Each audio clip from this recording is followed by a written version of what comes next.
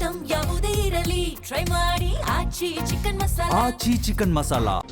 ಜಾಮೀನಿಗೆ ಅರ್ಜಿ ಸಲ್ಲಿಸಿ ದರ್ಶನ್ ತಪ್ಪು ಮಾಡಿದ್ರ ಡೀಟೇಲ್ಸ್ ಹೇಳ್ತೀವಿ ಏನಕ್ಕೆ ಅಂತ. ದರ್ಶನ್ ಹೇಳಿದ ಹಸಿ ಸುಳ್ಳಿನಿಂದಲೇ ಜಾಮೀನು ಸಿಗಲಿಲ್ವಾ? ಇನ್ನೊಂದು ವರ್ಷ ದರ್ಶನ್ಗೆ ಬಿಡುಗಡೆ ಭಾಗ್ಯ ಇಲ್ಲ.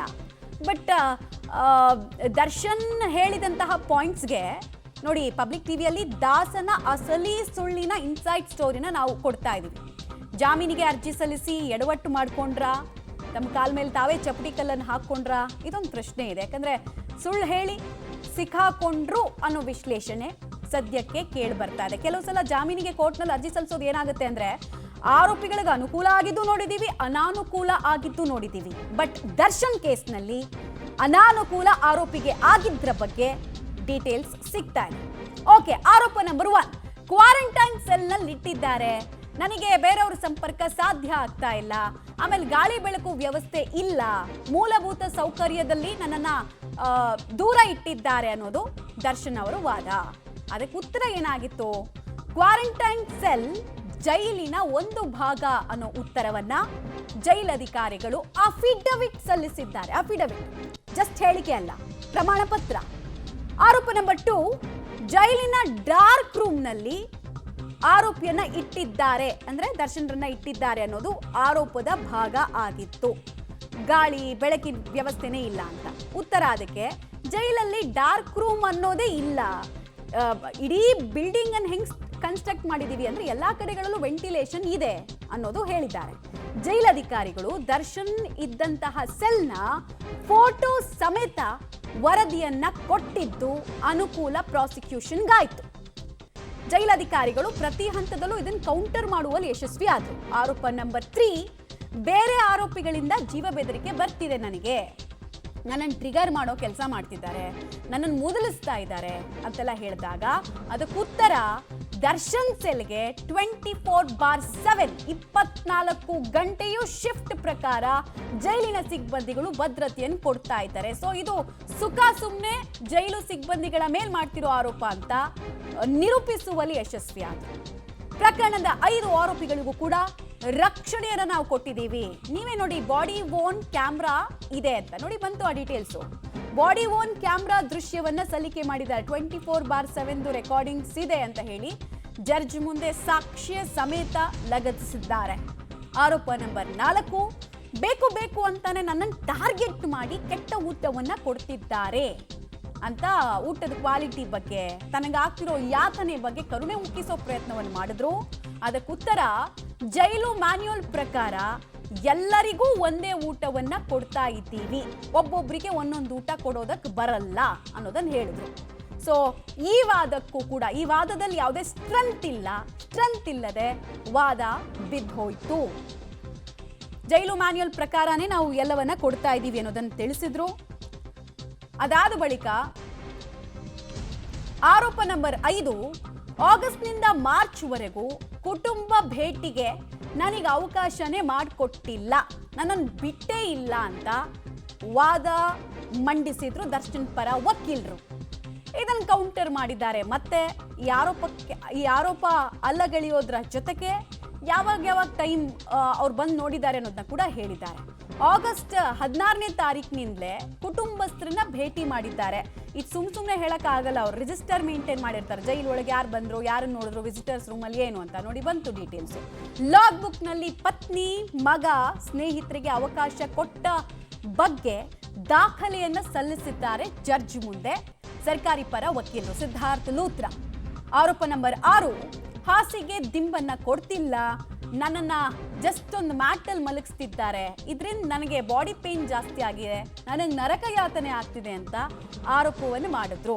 ಅಂದ್ರೆ ಎಲ್ಲಾ ಗ್ರೌಂಡ್ಸ್ ಅಲ್ಲೂ ಇವರು ಅಪೀಲ್ ಆಗಿದ್ದಾರೆ, ಟೋಟಲ್ ಎಲ್ಲಾ ಗ್ರೌಂಡ್ಸ್ನು ಟಚ್ ಮಾಡಿದ್ದಾರೆ. ಇದಕ್ಕೆ ಉತ್ತರ, ಜೈಲು ಮ್ಯಾನ್ಯುಯಲ್ ಪ್ರಕಾರ ಮೆತ್ತಗಿರೋ ಹಾಸಿಗೆಗೆ ಅವಕಾಶ ಇಲ್ಲ ಅನ್ನೋದನ್ನ ಇವ್ರು ಹೇಳಿದ್ದಾರೆ. ಸುಪ್ರೀಂ ಕೋರ್ಟ್ ಡೈರೆಕ್ಷನ್ಸ್ ಕೊಟ್ಟಿದೆಯಲ್ಲ, VVIP ಸೌಲಭ್ಯ ಕೊಡಬಾರ್ದು ಅಂತ. ಸೊ ಅದನ್ನ ಇಲ್ಲಿ ಪ್ರಾಸಿಕ್ಯೂಷನ್ ಅಲ್ಲಿ ಯೂಸ್ ಮಾಡಿದ್ದಾರೆ. ಆರೋಪ 7, ಬೇಕು ಅಂತಾನೆ ಈ ಪ್ರಕರಣದ ವಿಚಾರಣೆ ವಿಳಂಬ ಆಗ್ತಿದೆ, ಅರ್ಥಾತ್ ಸಾಕ್ಷಿಗಳ ವಿಚಾರಣೆ ವಿಳಂಬ ಆಗ್ತಿದೆ ಅಂತ. ಅದಕ್ಕೆ ಉತ್ತರವನ್ನು ಕೊಟ್ಟಿದ್ದಾರೆ ಪ್ರಾಸಿಕ್ಯೂಷನ್ ಅವರು. ಡಿಸೆಂಬರ್ 17ನೇ ತಾರೀಕೆ ವಿಚಾರಣೆಯನ್ನ ಪ್ರಾರಂಭ ಮಾಡಲಾಯಿತು ಈ ಪ್ರಕರಣದಲ್ಲಿ ಅನ್ನೋದನ್ನ ತಿಳಿಸೋ ಪ್ರಯತ್ನ, ಮನವರಿಕೆ ಮಾಡಿಕೊಡೋ ಪ್ರಯತ್ನವನ್ನು ಮಾಡಿದ್ರು. ನಮ್ಮಿಂದ ವಿಳಂಬ ಆಗ್ತಿಲ್ಲ, ವಿಳಂಬಕ್ಕೆ 2 ಕಾರಣ ಅನ್ನೋದನ್ನ ಸರ್ಕಾರಿ ಪರ ವಕೀಲರು ಕೋರ್ಟ್ ಗಮನಕ್ಕೆ ತಂದ್ರು. ಡೀಟೇಲ್ಸ್ ಕೊಡ್ತಾರೆ ನಮ್ಮ ಕ್ರೈಮ್ ಬ್ಯೂರೋ ಚೀಫ್ ಮುರಳಿ. ಕೆಲವು ಸಲ ಆರೋಪಿಗಳಿಗೆ ಬೇಲ್ ಅಪ್ಲಿಕೇಶನ್ ಅನುಕೂಲನೂ ಆಗಿದ್ದನ್ನು ನೋಡಿದೀವಿ ನಾವು, ಅನಾನುಕೂಲ ಆಗಿದ್ದನ್ನು ದರ್ಶನ್ ಕೇಸ್ನಲ್ಲಿ ನೋಡ್ತಾ ಇದೀವಿ.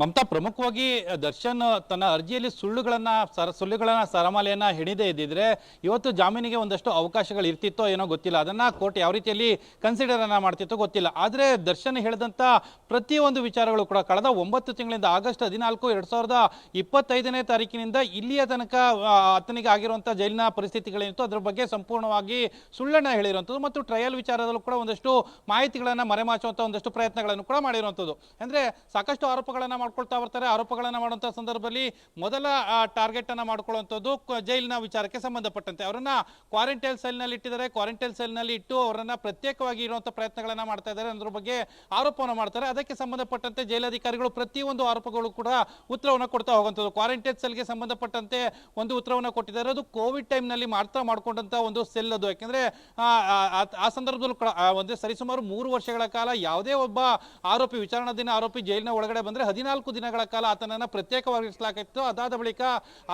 ಆತನಲ್ಲಿ ರೋಗದ ಲಕ್ಷಣಗಳು ಕಾಣಿಸ್ಲಿಲ್ಲ ಅಂದ್ರೆ ಆತನನ್ನ ಮೈನ್ ಜೈಲ್ಗೆ ಶಿಫ್ಟ್ ಮಾಡುವಂತ ಕೆಲಸಗಳನ್ನ ಮಾಡಲಾಗ್ತಿತ್ತು. ಆ ಹಿಂದೆ ಅಂದ್ರೆ ಕೋವಿಡ್ ಬರೋದಕ್ಕಿಂತ ಮುಂಚಿತವಾಗಿ ಜೈಲಿನ ಒಂದು ಭಾಗವಾಗಿತ್ತು. ಅದನ್ನ ಸೆಕ್ಯೂರಿಟಿ ಸೆಲ್ ಅಂತ ಹೇಳಿ ಕೂಡ ನಾವು ಅದನ್ನ ಕನ್ಸಿಡರ್ ಅನ್ನ ಮಾಡ್ಕೊಂಡಿದೀವಿ ಅನ್ನೋದ್ರ ಬಗ್ಗೆ ಒಂದು ಹೇಳಿರುವಂತದ್ದು. ಅದಾದ ಬಳಿಕ ಡಾರ್ಕ್ ರೂಮ್ ನ ವಿಚಾರವಾಗಿ, ಅಂದ್ರೆ ಡಾರ್ಕ್ ರೂಮ್ ನಲ್ಲಿ ಇಟ್ಟಿದ್ದಾರೆ ಅಂತೇಳಿ ಮುಕುಲ್ ರೋಹಟಗಿ ಅವರು ಕಳೆದ ಬಾರಿ ವಿಚಾರಣೆ ಸಂದರ್ಭದಲ್ಲೂ ಕೂಡ ನ್ಯಾಯಾಧೀಶರ ಮುಂದೆ ಹೇಳುವಂತ ಪ್ರಯತ್ನಗಳನ್ನಾಗಿತ್ತು. ಆದ್ರೆ ಅದಕ್ಕೆ ಕೌಂಟರ್ ಮಾಡುವಂತ ಪ್ರಯತ್ನವನ್ನ ಜೈಲಾಧಿಕಾರಿಗಳು ಮಾಡಿರುವಂತದ್ದು.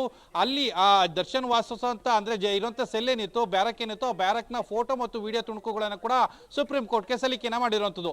ಇನ್ನೊಂದು ಪ್ರಮುಖವಾದ ಅಲಿಗೇಷನ್ ಅನ್ನ ದರ್ಶನ್ ಮಾಡ್ತಾ ಇರುವಂತದ್ದು, ಕಳೆದ ಆಗಸ್ಟ್ ಇಂದ ಮಾರ್ಚ್ ವರೆಗೆ ನನ್ನ ಕುಟುಂಬಸ್ಥರನ್ನ ಭೇಟಿ ಮಾಡ್ಲಿಕ್ಕೆ ಯಾವುದೇ ರೀತಿಯ ಅವಕಾಶಗಳನ್ನು ಕೊಟ್ಟಿಲ್ಲ ಅಂತ ಹೇಳಿ. ಅಂದ್ರೆ ಈಗ ಪ್ರತಿಯೊಬ್ಬ ಯಾವುದೇ ಒಬ್ಬ ವ್ಯಕ್ತಿ ಜೈಲಿನ ಒಳಗಡೆ ಹೋಗಬೇಕು ಅಂದ್ರೂ ಕೂಡ ಡಿಜಿಟಲೈಸ್ ಆಗಿ ಲಾಗ್ ಬುಕ್ ಇರುತ್ತೆ. ಆ ಲಾಗ್ ಬುಕ್ ನ ಮೂಲಕವೇ ಅವರು ಒಳಗಡೆ ಪ್ರವೇಶನ ಮಾಡಬೇಕಾಗಿತ್ತು. ಆಗಸ್ಟ್ 14ನೇ ತಾರೀಕು ದರ್ಶನ್ ಅನ್ನ ಜೈಲಿಗೆ ಹಾಕ್ತಾರೆ. ಮತ್ತೆ ಜಾಮೀನು ರದ್ದಾದ ಬಳಿಕ 16ನೇ ತಾರೀಕು ಅವರ ಕುಟುಂಬಸ್ಥರು ಅಲ್ಲಿ ಜೈಲಿನಲ್ಲಿ ಭೇಟಿಯನ್ನ ಮಾಡಿರುವಂತದ್ದು. ಅಂದ್ರೆ ಅಲ್ಲಿಯೇ ಆತನ ಸುಳ್ಳು ಅನಾವರಣ ಆಗಿದೆ. ಅದಾದ ಬಳಿಕ ಟ್ರಯಲ್ ವಿಚಾರಕ್ಕೆ ಸಂಬಂಧಪಟ್ಟಂತೆ ಬಂದಿದ್ದಾರೆ. ಆಗಸ್ಟ್ 14ರಿಂದ ನವೆಂಬರ್ 10ನೇ ತಾರೀಕು ತನಕ ಕೂಡ ಬೇರೆ ಬೇರೆ ಪ್ರತ್ಯೇಕವಾದ ಅರ್ಜಿಗಳನ್ನ ಸಲ್ಲಿಕೆನ ಮಾಡ್ತಾ ಹೋಗ್ತಾರೆ. ಅಲ್ಲಿ ಚಾರ್ಜ್ ಫ್ರೇಮ್ ಮಾಡ್ಲಿಕ್ಕೆ ಅವಕಾಶವನ್ನೇ ಕೊಡೋದಿಲ್ಲ. ಡಿಸ್ಚಾರ್ಜ್ ಅಪ್ಲಿಕೇಶನ್ ಅನ್ನ ಚಾರ್ಜ್ ಫ್ರೇಮ್ ನ ದಿನಾಂಕ ನಿಗದಿಯನ್ನ ಮಾಡಿದಂತ ಸಂದರ್ಭದಲ್ಲಿ ಹೊಸದಾಗಿ ಒಂದು ಡಿಸ್ಚಾರ್ಜ್ ಅಪ್ಲಿಕೇಶನ್ ಅನ್ನ ಹಾಕೊಳ್ಳುವಂಥದ್ದು, ಪ್ರತಿಯೊಬ್ಬ ಆರೋಪಿಗಳು ಕೂಡ ಕಾಲಹರಣ ಮಾಡುವಂತ ಪ್ರಯತ್ನಗಳನ್ನ ಮಾಡಿದ್ದಾರೆ ಅನ್ನೋದ್ರ ಬಗ್ಗೆ ಒಂದು ಮನದಟ್ಟನ್ನ ಮಾಡ್ಕೊಳ್ಳುವಂತ ಪ್ರಯತ್ನ ಮಾಡಿದ್ದಾರೆ.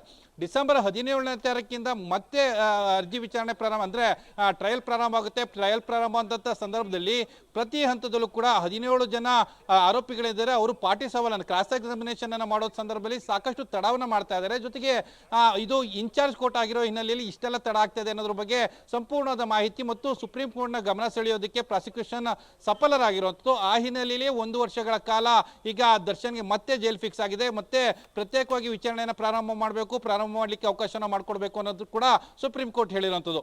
ದರ್ಶನ್ ಇವೆಲ್ಲಾ ವಿಚಾರಗಳನ್ನ ಮುಚ್ಚಿಟ್ಟು ಕೊನೆಗೆ ಬೆತ್ತಲಾಗುವಂತ ಒಂದಷ್ಟು ಕೆಲಸಗಳನ್ನ ಮಾಡಿದ್ದಾರೆ ಅನ್ನೋದು ಸ್ಪಷ್ಟವಾಗಿ ಇಲ್ಲಿ ಗೊತ್ತಾಗ್ತಾ ಇರುವಂಥದ್ದು. ಮಮತಾ, ರೈಟ್. ಹಾಗೆ ಸಂಪರ್ಕದಲ್ಲಿರಿ. ದರ್ಶನ್ಗೆ ಕಾನೂನು ಹೋರಾಟದಲ್ಲಿ ಮತ್ತೊಮ್ಮೆ ಹಿನ್ನಡೆ ಆಗಿರೋದು ಬಹಳ ಸ್ಪಷ್ಟವಾಗಿ ಕಾಣಿಸ್ತಾ ಇದೆ.